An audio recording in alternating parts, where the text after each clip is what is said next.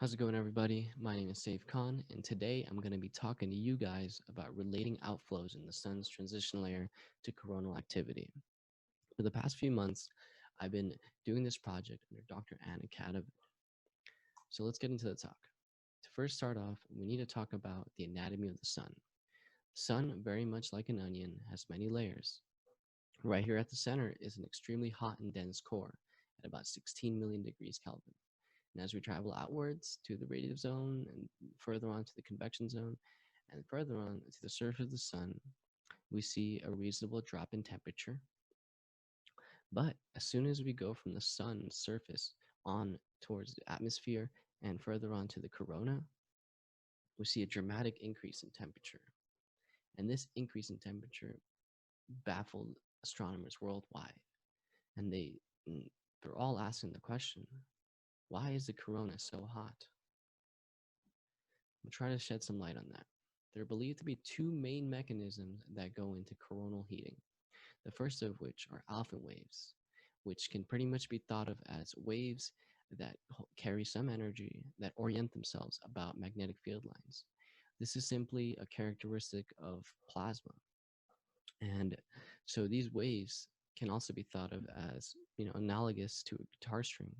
When you pluck the string, it creates a disturbance, and this disturbance travels transversely about the string. And these waves, they propagate throughout the sun, and they can heat the corona directly or heat the plasma on the way to the corona. Another mechanism, which is the more important out of the two, are magnetic field reconnections. Essentially, what goes on is there's an insane amount of magnetic field lines that are present in the sun. And due to the violent environment, and it's just an area of extreme amount of churning of these magnetic field lines. And eventually what happens is when they are faced with a simpler configuration in front of them, for instance, these two oppositely polarized wave fronts, which can be thought of as the magnetic field lines, nature will decide to reconnect as opposed to keep on churning and twisting these field lines like rubber bands, and eventually releasing a lot of energy in the process when it goes to a lower configuration. And so what happens is this results in violent events on top of this on the sun's surface, such as flares, jets, outflows, coronal mass ejections. And so the purpose of my project is to mainly account for this aspect of the coronal heating, the physical one, that is, where we have plasma ejected into the corona. The main tool that we use in our project is the IRIS satellite, and it stands for Interface Region Imaging Spectrograph.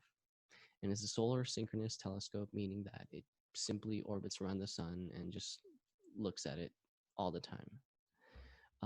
We mainly observe the transition layer because it is the medium in which we go from the surface of the sun to the corona.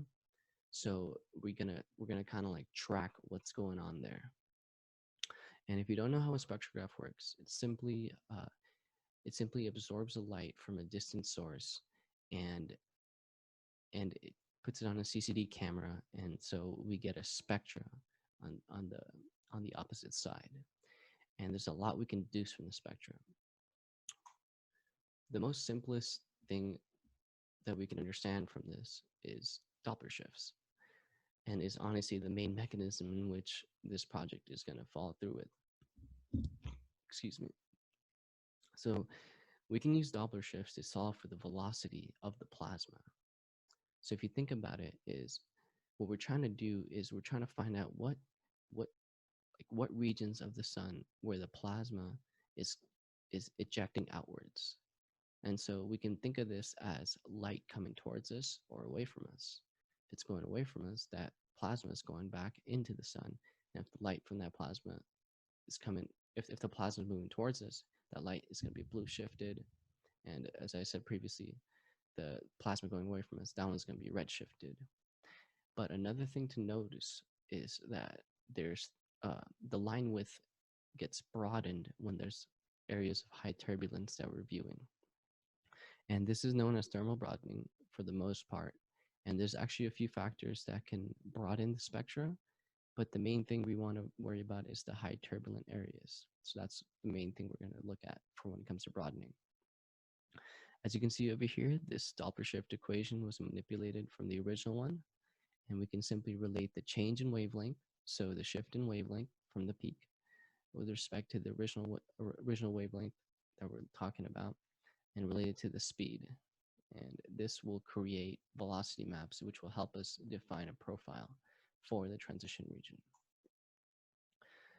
When it comes to collecting data, the IRIS team has done a magnificent job in compiling all the data that IRIS has observed since its launch date.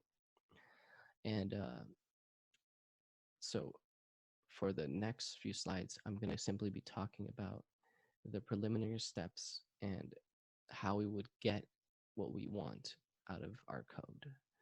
And so the first things first, we have to correct for orbital drift and orbital velocities of the spectrograph. And this has been already provided us by the IRIS team. As you can see over here, all these drifts and all these zigzags and jagged ends, we can simply average them out with the code that the IRIS team provided us. And then what we have to do is we look at specific elements. We mainly looked at silicon and magnesium in this experiment, but there are other lines that are present on the sun. This is an example of a silicon line. We essentially have to define a domain in which our code will run through. And essentially what's going on is these bumps very much resemble Gaussian lines, Gaussian fits. And so we perform a bunch of Gaussian fits on these lines, and they pretty much emulate the characteristics of the spectrum. And so we can actually use that and create our own data from this data in a sense, and simply make maps from there. Here's an example of our results. What we get is an intensity map, a velocity map, and a line width map. And so each of these represent three different characteristics. So the intensity map simply represents a physical signature of the light that we observe, pretty much what we would see if we can see, in that ultraviolet region.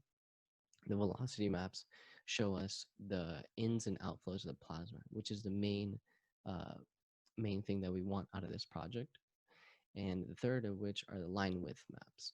And these are just represent areas of high turbulence and high temperature. As you can see, the yellow for here correlates to areas of high turbulence, and green low. This can be a little unambiguous. I'll go into that later. But as you see over here, some areas are redshifted and some are blue shifted. And this is once again reiterating our desire. So I personally looked at three different events, and this is what I got. So first of which, I looked at a full solar flare sometime in 2013. And this data looked about reasonable when we were going through with Dr. Katavid. It lined up with, yes, it was a little weird that there's more red parts where the intensity graph is shown to have higher values. And over here, we can see that the characteristics of the intensity and the line broadening correlate.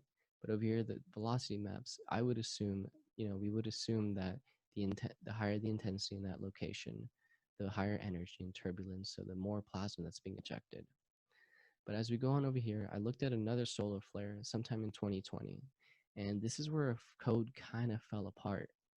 Over here, you see that that the Doppler map isn't really telling us too much, and it kind of seems very misleading, as well as the line broadening map. And by the way, this was for silicone. I also did this for magnesium. Magnesium simply has a higher intensity in the spectra, so that's why these images are a lot more defined and sound. But if you notice over here, we see the intensity map, and when we compare it to the Doppler map, it honestly, I can't figure out much correlation to it.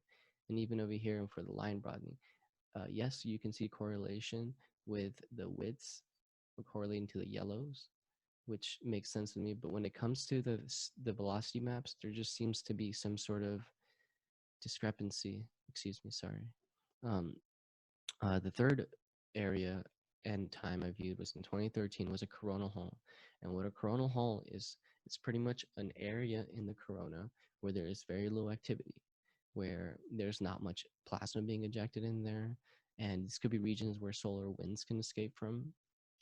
Um, so when I looked at this area, this kind of checks out. This makes sense that there's not much velocity coming out, or there's not much plasma being ejected out. Um, but this can be a little misleading as well, showing that this high thermal broadening, and over here there's the intensity is a little weird too. But when I looked at the magnesium lines as well, this was something that I just could not perceive and understand, and so I think there's been something wrong with our code, uh, still in the developments.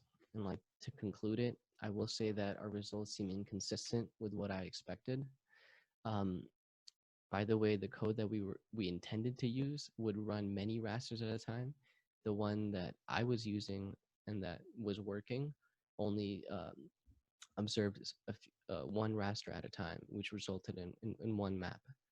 And so this made it difficult to produce results we desire since we're not going on a temporal scale. It's something that could be subject to a lot more error since we're looking at individual points as opposed to on a broader spectrum. And so our next step would honestly just to be to get the code to work that works on many rasters, and so we can develop Doppler profiles for the transition region and further connect them to regions of high and low coronal activity.